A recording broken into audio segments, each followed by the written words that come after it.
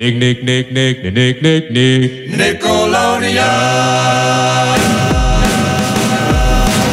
From Nickelodeon Studios in Burbank, California, this is the Nickelodeon Animation Podcast.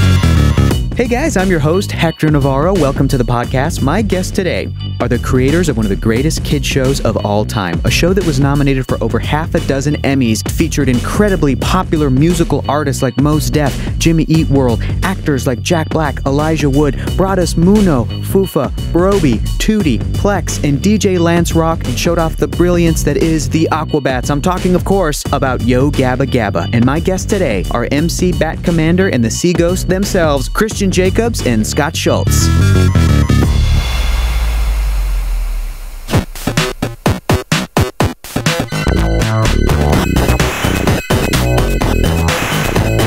This is gonna go awesome. I can't wait. Really? Because you guys are big geeks, and you are obviously geeking out about stuff right in front of me. I love that. We're kind of geeks. Oh yeah. What kind of geeks. stuff are you into right now? What are you collecting? What are you obsessed with? It's one of those things of like, I have to go through phases because I want so much that I have to say, okay, now I'm not collecting records anymore. I just cannot do that. Yeah. I'm not So we got to start with what I'm not collecting. Not Okay. collecting records, not collecting vintage things for the house. Can't do that anymore. Can't do that. I've really turned down my Japanese toy collecting. Like, it's way down. Oh, no. Because I'm at the level where it's Wait. like everything I still want is way too expensive. Yeah. How do you turn that down though? That's I like turned it. already It's off the way. record. I haven't bought like a new Japanese toy in a long time. But Wow. I was really into collecting That's so Japanese sad. toys for a long Yeah. time. But then I got really into movie posters. I've been in collecting movie posters a lot. Yeah, then you got to frame them. Most of them are in a big stack against a wall. Like, just I can't hang them up. There's no room. Yeah, that's the same with me. I have a collection that's just like grown in my storage. And there's nowhere to hang There's it. no walls because Yeah. every wall has like something on it, you know? You guys probably have such cool houses full of cool No, stuff. you know, You'd think. yeah, you think so. Let's leave that to the imagination. Let's just think our houses are amazing. Let's just say that there's probably man cave offices. That's right. Both of us, because both of our wives are like, get that stuff out.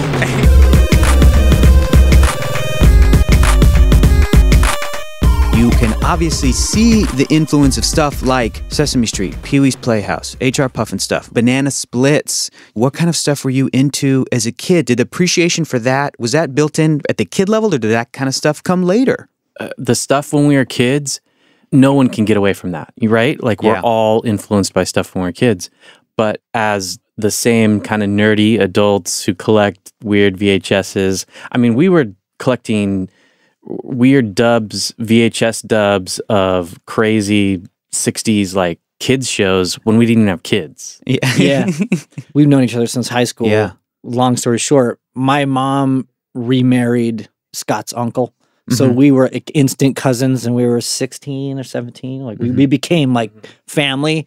And Scott and I hit it off right away because we had a lot of the same interests. And so even in high school, we were in the same kind of music. We were going to shows together, and we would go to Tower Records and rent weird movies together. Like, you know, like all the classic cult movies, Eraserhead, all the David Lynch stuff, like Anything in the midnight movie section. yeah, midnight movies, like, John Waters, and, even, maybe I shouldn't go there. But, We shouldn't go specifics, but let's just say we watched a lot of weird movies together at like 3 a.m. You know what I mean? Like, That's awesome. Yeah, and with our Game Boy Color, just like and so I think from growing up kind of in the golden age of television, like at the dawn of children's TV, and then going through like punk rock and hip hop and all the crazy cultural explosions that we were able to experience, and then when we started having kids, we were going through a resurgence of like, this is awesome and this is cool, and check this out. There's this place online that sells these bootleg tapes of this show from Germany, or, discovering stuff from, internationally. That also weighed into it. And then it all just came together as we started having families of our own. Then it just all locked in. We were doing the Aquabats before Gabba and before we had kids. And so that's also very campy, B-movie. Totally.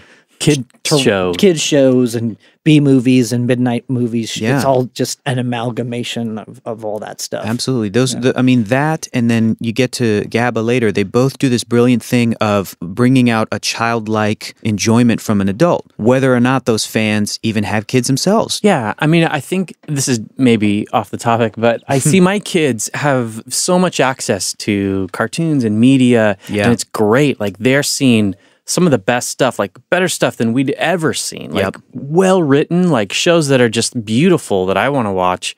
And I think for us, you know, it was different in that there was this kind of thing where we had to seek it out. There's like only certain times and places that we could get it. Yeah. So then it became more of like we have to be there to see this. And that kind of grew with us. So then, you know, as a teenager, when you're buying music, you have to like figure it out in a magazine. And then like as an adult, it just naturally became this like collector's mentality where we want to collect stuff that we haven't seen as a kid, stuff we missed, stuff from Japan, stuff from the 60s when we weren't born, you know. It was just this like, whoa, there's so much beautiful stuff out there that we had no access to.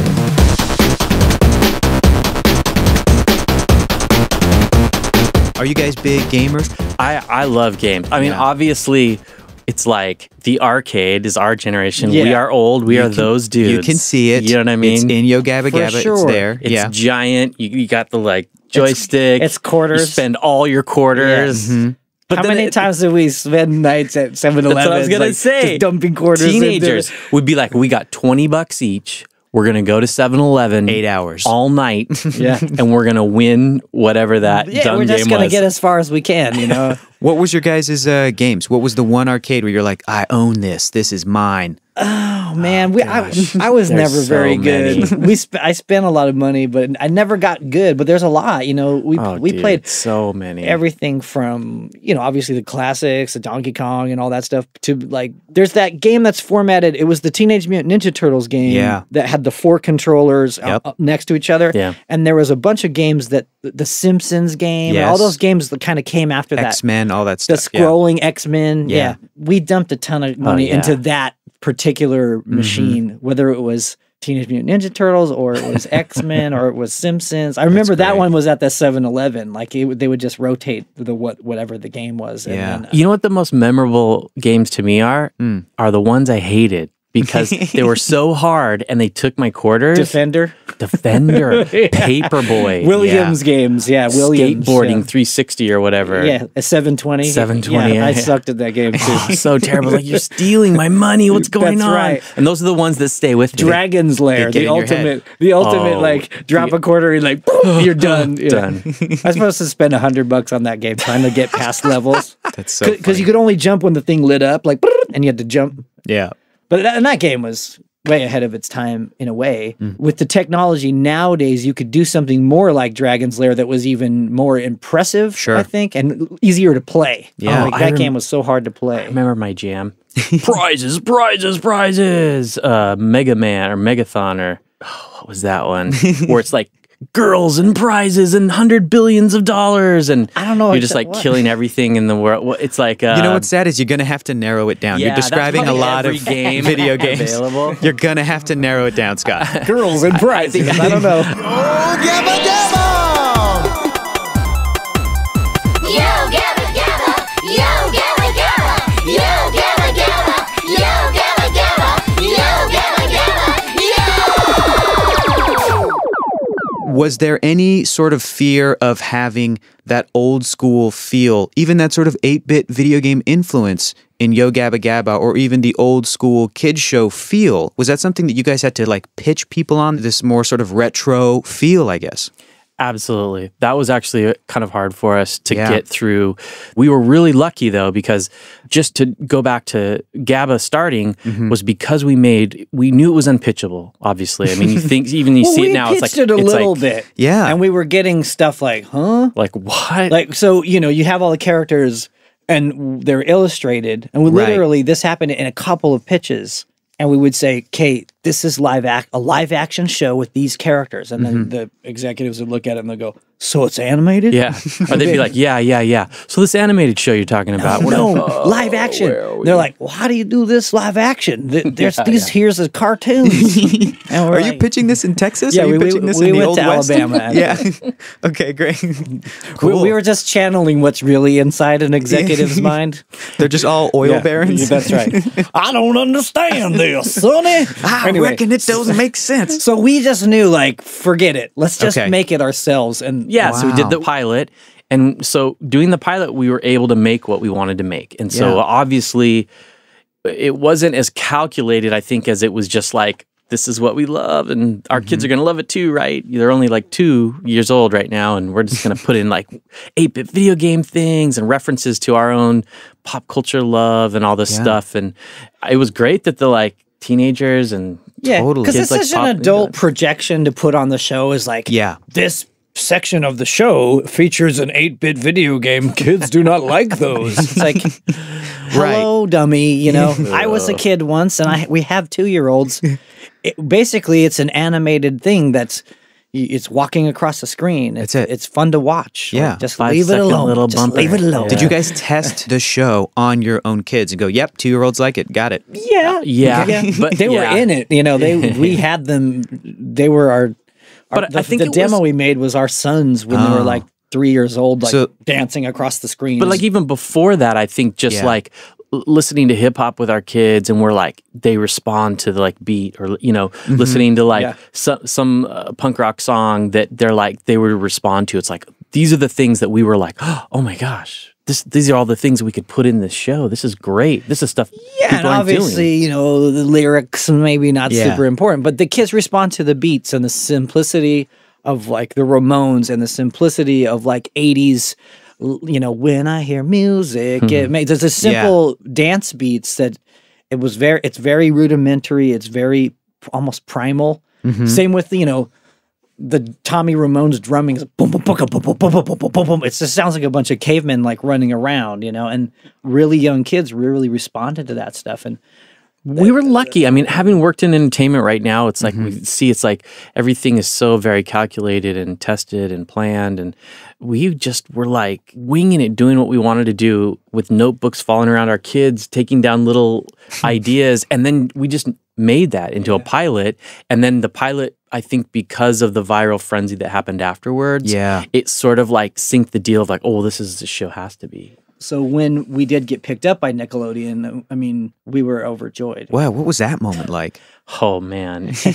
It was just so crazy. It was a whirlwind. Honestly, it was a whirlwind from the weekend we got the viral frenzy of the video passed around. Yeah. And hundreds, thousands of emails came in. A lot of people that ended up working on the show. A lot of even people like Rob Schrab emailed in that first initial thing and was like, "What is this? I saw this. It's amazing. I want to be part of it." Cool. Most of those people ended up working on the show. Yeah, well, not thousands, but the people that really resonated or had production experience, or they're like, "I want to work on your show." Yeah, so and that's just we didn't even really plan that. Fell into place. Yeah, it was magic. There are thinkers and doers just do it. They're not looking for answers by having a meeting, 'cause I can get action and I'm taking the wheel, steering the ship right into the storm, just bringing it. This is all sort of coming from seeing what your kids are like, because you guys are starting to have families. You're going from this sort of, we have this really cool band that's gained popularity, but then you're becoming family people. Is that kind of where the idea of Yo Gabba Gabba came? Is because Scott and I, we've been working together doing music videos. We started working together professionally doing skateboard videos. Right, yeah. And we'd been trying to get stuff off the ground, particularly the Aquabats TV show. We were trying to get that made, and we were writing scripts, kind of aiming a little bit towards a more adult audience, probably like a young adults. And, the Aquabats were never necessarily like inappropriate for kids, but in the beginning, we weren't thinking of having kids in mind. We were keeping it fun in all ages, but especially with the TV show, it was kind of more, it was a little edgier and more sarcastic, a little more adult, Adult Swim, if you will. Right. And I think having kids like we have separate families, but we had kids around the same time. So my oldest and his oldest are like maybe a couple months apart, maybe a year apart. And so we had kids that were watching TV right at the same time. We were working together. We're heading that direction anyway. And it just clicked. Like, oh my gosh, everything that we're into, all this stuff, just that explosion happened of like, this is perfect. Let's make a show for our kids. Yeah. I mean, us as crazy, like, connoisseurs of kids programming, obviously when our kids are just barely old enough to like see stuff, we're like, come on, yes, let's watch this together. I'm so excited to see Pee-wee's Playhouse together, you know? So we were those type of dads, like sitting down with them, like watching, and then like we'd be sitting down and watching something on TV that we're like, ooh, like Doodle Bops or something. We're just like, ooh, something has to be done. Like something better is like, something must take the show out. like the world is so beautiful. There's so much greatness. There's so much music and animation. And why are we watching this? Why is my child watching this? Like because I the love Wiggles were my kids weren't allowed to watch the Wiggles, and no offense to the Wiggles, but you know, coming out of skateboarding and the action sports industry as well, and not to sound like a total snob, but like there's such a like what is cool is so important, especially with skateboarders. Yeah. They'll hate to say this, but there's a lot of insecure skateboarders. They have to like prove they're cool all the time. You know what I mean? Yeah. We were there, you know, we were there in high we were school. there. So barely getting being over it. aware of what's cool without being polarizing was something that we were also very keen on. Like this can be cool without making the person that's uncool feel like a jerk. Yeah. We can make something that's inclusive and make everyone can have fun and be cool. And kids preschool shows can be cool. Like they can be hip. They don't have to be so square, you know? Right. There doesn't have to be a rainbow in every room. You know what I mean? Yeah, you can, exactly. Let's do monochromatic in this room. And then the overall show is a rainbow, but you know what I'm saying? Like, and hey, there's notes painted on the wall. This must be a music show. It's like, oh gosh, you know, push that piano off the cliff. Like, geez, you know what I mean? But it was also that idea of us as parents is like, hey, we want to take part in this too. Like, we want to watch this show. Like, it was never the idea of like, okay, let's put adult stuff in it that's like the kids won't get for adults. It's like, no, let's put stuff that adults are going to love about being a kid again. That's right. Yeah. Bringing the kid out, because that's what is so beautiful about having children is like you experience them growing up with them, and it reminds you of your experience that you didn't, you know, you just lived it. You didn't really like acknowledge it, but now you're like, oh, I love this. Yeah. So anything that helps kind of both of us experience that together was like, yes. And that's where Gabba came from. Exactly. So, you know, Gabba is not overtly rife with like adult jokes and stuff like that. Right. Stuff that goes over kids' heads, or like, you know, Ethel Merman references and stuff like that, which, you know, growing up watching Warner Brothers cartoons and stuff, there's so much stuff that went over our heads. Sure. But we were really keen on like, let's make... Not that we didn't like that stuff or watch it we watched or own it. Or own it. we were all into it, but with Gabba, because it's so young, it's preschool, we had to... You just want to be a kid put with that them stuff again. in there that we all love. It's like a universal thing. And there's a few things in there that definitely go over kids' heads, but not to the point of where it takes away from the narrative. Exactly. Exactly. And it's a tongue-in-cheek celebration. We're just like, this is the best, funnest, danciest, musicest, craziest thing. Jumpy jump jump jump jump. Jumpy jump jump jump jump jump. Jumpy jump jump jump jump.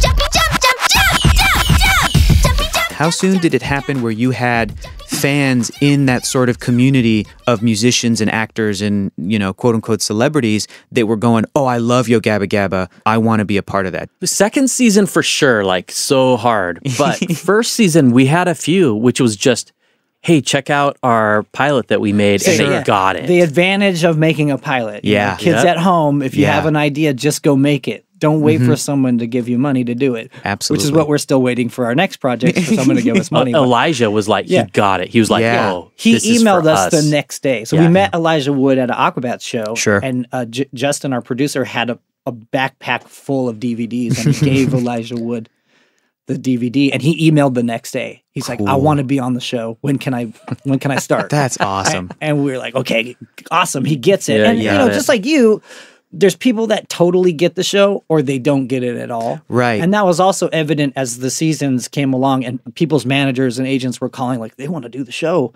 because it was cool now, you know? Yeah. But we were really keen on like, okay, this person knows it's cool and this person thinks that they know about it. So let's pick this person that knows it's cool. There's that skateboard culture that is right there. That skateboard mentality. And we turned some people down that could have like really, Sure. you know, made a difference or whatever. Like, Right.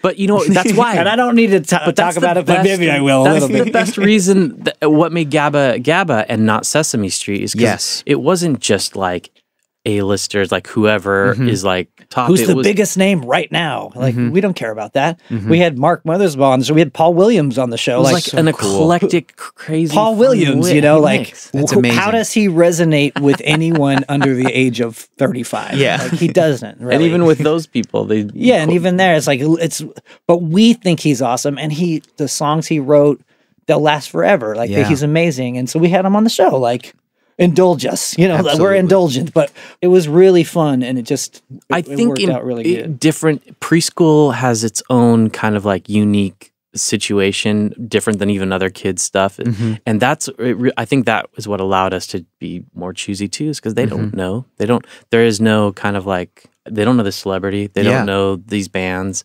It's just presenting a wide, diverse array of like life and beauty. And the spirit of it, of fun and discovery, and that age, it's just like magical. I learned how to brush my teeth, Dad. You know, you're the best. It's just like they're so full of joyous moments and ups and downs and sadness. And, you know, they get their feelings hurt for the first time, or it's the magic moments of that propel life. You know, is right in preschool, and so. It's such a I love preschool. Magical age to do fun things. That's know? awesome. And then they turn 7 and they get cynical and they hate the world. You know? Oh boy, I know it. That's my son. You know, my youngest is 7, and he pretty much watched. Maybe he watched Yo Gabba twice because he has older brothers and sisters. And they're like, forget that baby show.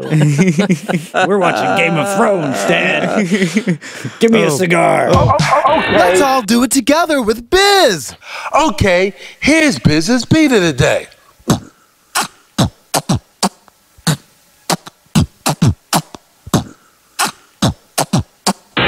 Now practice this at home, and I'll see y'all next time. Bye-bye. Maybe the most famous Dancey dancer, Nathaniel. How many juice boxes did you give him that day? How many juice boxes? Seriously. He came with his own moves. He was like a joyous child of dance. And we don't, that's like a lot of Gabbas, like we're kind of setting up dominoes and letting them fall, you know what I mean? And that's the fun of it. We're not like, here, you do this exact, just like this. That's the best part. I mean, those little segments, I'm going to give Scott all the credit for those little segments. Oh, just those segments?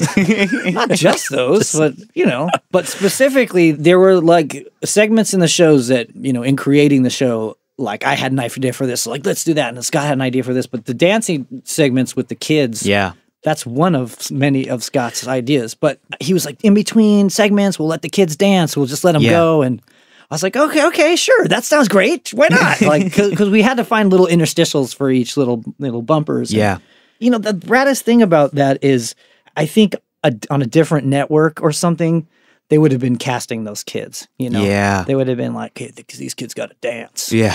We got some real professional kid dancers. We weren't just getting kids, like any kids. And some kids would bring it, and we would not cast, but would invite them to come in and see if they would dance in front of the camera. And if they did, they got the part. And all the kids would do it. So we would have extra kids just in case, because sometimes kids will show up and on the day they're just like, I'm not feeling it. It's scary today. when you're that age. Yeah, like absolutely. Or they're in a bad mood, like, oh, Mom, you wouldn't let me have that, you know, those Fred Flintstone vitamins this morning. So F you, Mom. No you know? dancing. Yeah, so I'm not dancing for you, but yeah, some kids would just come and go nuts. And the thing is like, I don't think we really could explain at the time everything that we were making and like the reasoning behind it. Yeah. But honestly, like dancing, I believe there's no more beautiful expression of being alive than dancing, because it's without words. You don't have to like think. It's just a physical expression of being alive, of not being asleep or doing something else. It's just like, go nuts, have no rules, Just do it. And then, of course, as humans, we have to make it a competition. You know? Right. You do it better than the other person. My name is Nathaniel. I like to dance. So you guys knew DJ Lance Rock. Was it always going to be him as the host of the show? How did that idea come about? It wasn't. I mean, the host of the show was a host of the show. At one point, it was possibly the Bat Commander that we'd thrown but I around was the going to idea. wear a different outfit. I was going to maybe do it. And Yeah. we had these little pitch books, and there was a host with a robot, Plex the robot. That It was more about those two. You know, I don't even know if I still have one of those old pitch books, but the story was a little different. But we knew we needed a host, like some kind of a human connection to the world. Yeah. You know, and there's definitely influence of the whole like Tweedlebugs on Sesame Street, like that had I think a subconscious, like I look back at Gabba now and I'm like, oh, I could see where all that stuff came out of, but at the time I think it just came out of our subconscious, like Totally. there's Yeah, this, it and was not preconceived. we needed an Ernie to like look down into the Tweedlebugs. We needed Yeah. a DJ Lance, and like Yeah. not to like out our references, but that's just something we watched when we were kids, Sesame Street, and you know, the magazine format of Sesame Street had a huge influence on Gabba Gabba, and that was one of those other things when we were initially pitching it, when people thought it was animated. Yeah. People were telling us magazine format doesn't work, kids don't like it, and we're like, wait, isn't the internet happening and little segments, and don't you think that'll work good? Yeah. No, magazine format, dead format. Yeah. And we were like, what? It seems like it's the best format ever. You know, Yeah. why couldn't he just execute it a little differently? And Sure. so we just knew we needed a host.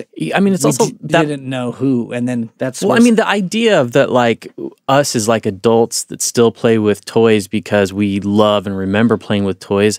I mean, in that very basic way, it's basically Lance playing with his toys. You know what I mean? Like Yeah. he's bringing out his toys and Right. making them come to life in a primal way. It's like, yeah, we want someone to bring their toys to life. And I'd known Lance for years. I'd known him for like 5 years. He was in a band. We'd played together. We'd like toured together. He was a friend, but I didn't know how to kind of like pitch him to everybody. So I think it was just at Amoeba. I was like, you just got to come meet Lance. Like, just come meet him and say hi. Okay, I remember though distinctly. There was a point where we had come up with the idea. We'd been pitching it, and it took a few years. And where we had just said, we're all in. Scott and I, we took loans out on our house, like seconds on our house, our mortgages. We quit our jobs. We told our wives, okay, we're going to make this show. And if it works, awesome. If not, we're going to move somewhere where it's cheap. Yeah. and there was a moment where we pulled our money together and we were in pre-production. And we were like, we have to find a host. And Scott's like, I've been thinking about this for a while, but it was because we had to. It's kind of like, you don't know if you can be a good parent until you have kids. Yeah. You know, like, I don't want to have kids. I don't know how to be a parent. Well, then you have kids and then you have to be a parent. It was kind of like that with Gabba. It was like, we have to find a host. We have to. He has to be the right person. Has to be the right person. And Scott was like, I know this guy. I think he would be perfect. We got to go meet him. And we're okay, sure, whatever. And we went down to Amoeba.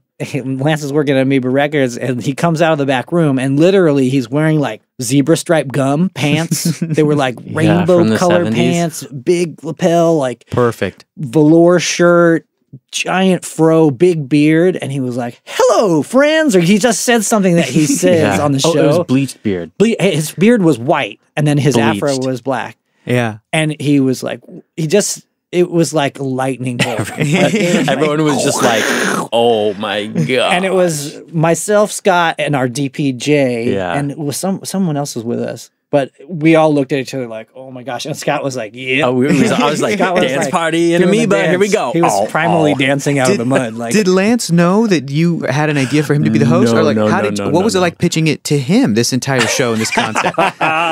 That's a great one to ask him. because Lance thought Scott was just going to introduce us to some friends. We were coming there to like see if this was the guy. You know, so you know what Lance always says? He was like, I had no clue what I was getting myself into. I just said yes because I like you, Scott, and I'm just going to do this.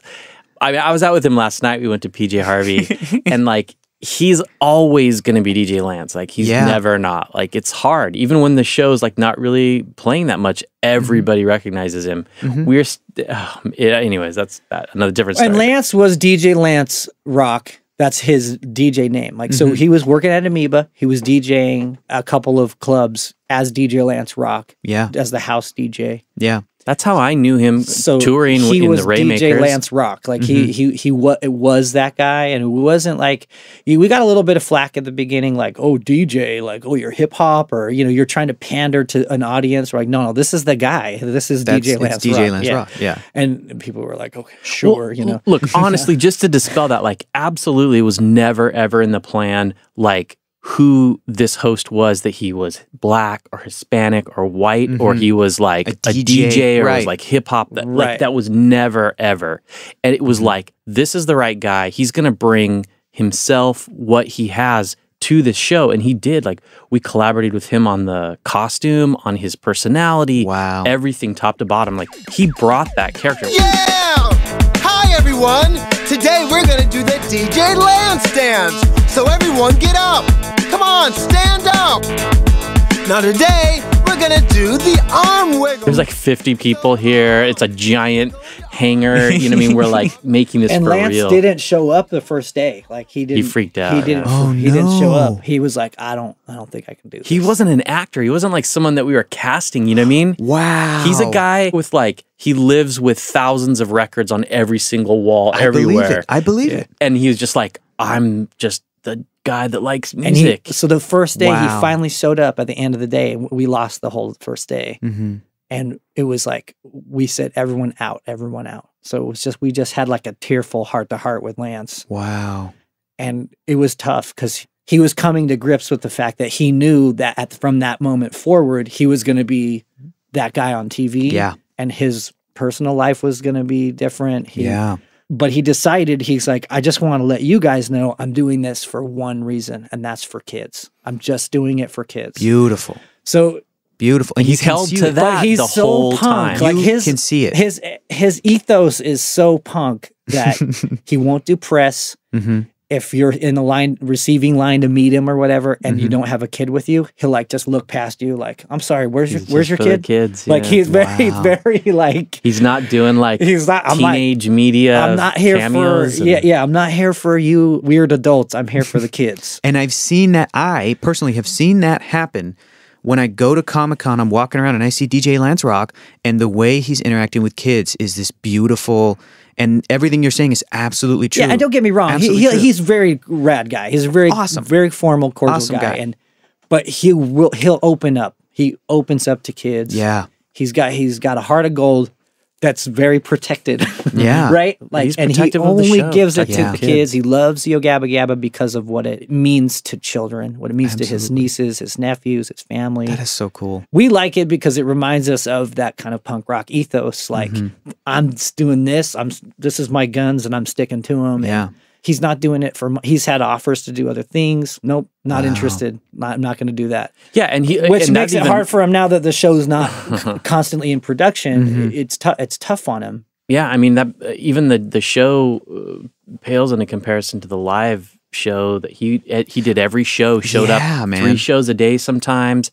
Every day, like 6 days a week. And there was talk from the live show production, like, we need to find another Lance. What if we got another DJ Lance and send him out there? Of course, we were appalled to even think about that. Yeah, of course. But we also knew that it was wearing Lance down, being there every night. He'd be sick. He'd have a sprained ankle, whatever it was. He would be on that stage every night. That's Even beautiful. if he lost his voice a couple and shows. he did what he had to do. Like, he would work out before the live shows for like months to get ready for it. He would like change his diet, his whole diet. He was a vegetarian, and when he went out on the road, the doctor said, you should start eating meat because you need those proteins and the energy. And he was like, okay, I'll do it. It's for the kids. Oh my gosh. He's pretty. That's amazing. He's a trooper, man. He's the Love that guy. Navy SEAL of kid shows. in my tummy. Now there's a party in my tummy. Hey, there's a party. What has the fan response for Yo Gabba Gabba, for Aquabats, what has that been like for you guys? I could speak for me personally. I mean, Christian being the face of Aquabats is probably a little bit different. For me, in general, I think it's for anyone. It's something you go through and you grow. It's just something you'd never have been able to figure out how you're going to kind of like deal with it. And everyone kind of deals with it their own way. So yeah, I think coming off of Gabba was very hard on me. Very, very hard. Because it was like, you know, our 10-year kind of life. It was like our dream show, you know, and so I think the reaction and everything was great, but it definitely sets you up for like a bit of a like, wait, we got to get back into reality here, like, you know. Yeah, I think, you know, the fan reaction has been incredible. And we, you know, in the beginning when the show first came out, when Gabba first happened, you know, the Aquabats was always kind of an underground thing, and we had our fans. Yeah. And people liked us or they hated us. and it was... Who hated the Aquabats? Get out of here. Oh, yeah, man. We had a lot of haters. Because people don't get it. Like, because people don't get it. Exactly. And similarly with Gabba, we found out that in the beginning, people either loved it or they hated it. And that the love grew and grew and grew and grew. Yeah. So that it was really hard to find somebody that hated Yo Gabba Gabba. You know, there's trolls out there. The trolls live under the bridge, whatever. Yeah. You know, but it was hard to find people that hated it because it got so cool. Like, it became so cool. Whereas Aquabats still kind of remained a little not cool, a little weird, which is okay. I like it. And I'm used to it. But I think with Gabba, you know, a moment that stands out in my mind is the first year we did a live tour was in Australia. And I was one of the shows in Sydney, and I was standing in the very top nosebleed seats, and it was packed. It was like thousands of people and kids and families. And there was this family next to me, this Polynesian family, in the cheap seats, mom, dad, grandma, grandpa, 3 little kids, and they were singing all the songs, and they were hugging each other, and I just started crying. Like, it was crazy. Like, I couldn't help it. It was so emotional because at some point Gabba took on this thing that was way bigger than anything we could even have dreamt of. And I used the term happy accident because of what it ended up becoming was this amazing bridge between generations of families and kids that want to be pure, like simple, pure, fun. Hugs are joy, hugs are fun. High five just for the fun of it, you know? And that kind of like bigger message, it just hit me like a ton of bricks. And I just couldn't stop crying for like an hour. Like, it was really crazy. I actually, after I stopped crying, I went and started talking to that family, and I got their numbers, and I invited them to come to California, and like they came and stayed at our house. Like, that's so cool. And this is just one of thousands of families that it just touched my heart, and it touched obviously Scott, and that's again, like, we need more shows like Yo Gabba Gabba. We need things that like cross the bridge between diversity and just that connect human generations. Absolutely. And like, it's not about ABCs, it's not about 1, 2, 3s, it's not about numbers, it's not about ratings. It's about teaching our kids to love each other and have fun with each other. That's what we're born to do, is be happy. And you know, Aquabats is fun and wacky and silly. Cool. It's more of an indulgent thing for me because it's like, it was one of those things like, how are kids going to like a bunch of middle-aged fat guys in costumes? Like, can it be done? and the satisfying thing is that, you know, at our live shows now, there's way more families and kids, and that's cool. Kids dressed up like me, and you know, they don't know me, so there's no like connection necessarily. Like, it's like, why are they like me? You know, it's like, oh, it actually worked. You know, it worked. So it's cool to see that the Aquabats was entertaining for kids, even though it's quirky and it's fun of weird, obscure references and strange things. It just seems like there's all these forces for good trying to make it happen. Yeah, wow. And we want to do more. You know, we need to do more, and why not? So make that happen, can you? Yeah. I think I agree, guys. I think the world needs more Yo Gabba Gabba, and I think you guys really, really summed up beautifully what that whole experience was like and what Yo Gabba Gabba means to so many people. And as a fan and as a fellow human being, thank you guys. Great job. Hey, great job. We love talking about this. Love talking about kids' entertainment. I believe the kids are our future. It is. Teach them well and let them lead the way. Beautiful. Well, there you have it, little munchkins. I hope that you guys enjoyed sitting down with some of the creative minds behind Yo Gabba Gabba and the Aquabats. I was geeking out as much as I did. That was an absolute blast. Big thanks to Christian and Scott. Guys, you're not going to want to miss next week. We have got a huge surprise for the very last episode of Season 1, and we are going out with a bang, I'm telling you. In the meantime, be sure to visit nickanimationpodcast.com for a bunch of extra cool stuff, including a photo with me and Christian and Scott from today's record. Thanks to the awesome crew who puts this podcast together. This podcast is produced by Jonathan Highlander, Dana Vasquez-Eberhardt, Kelly Smith, Andrew Hubner. Original music by Useful Creatures. All of the incredible social media for our podcast is made by Narbe Manassians, Sammy Armiger. And thanks to the man who works the controls and makes me sound better than I have a right to, Manny Grova. Until next time, thanks for listening to the Nickelodeon Animation Podcast, and keep watching cartoons.